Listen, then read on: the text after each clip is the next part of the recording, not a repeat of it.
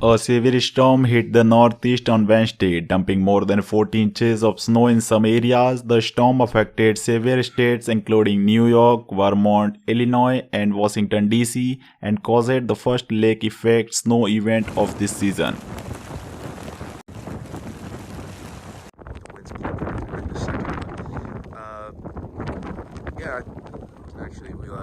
The storm caused low visibility, road closure, flight cancellation, and power outages.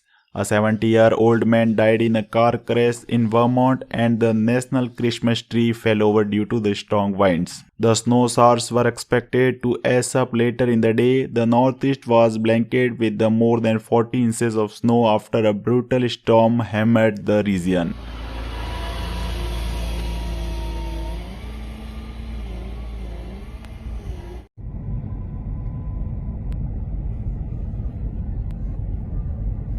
Leaving other states to brace for this impact. Motorists have warned to exercise caution if they have to take to the roads due to the low visibility, and dozens of schools have closed their doors or switched to remote learning, warning to avoid all travel where possible.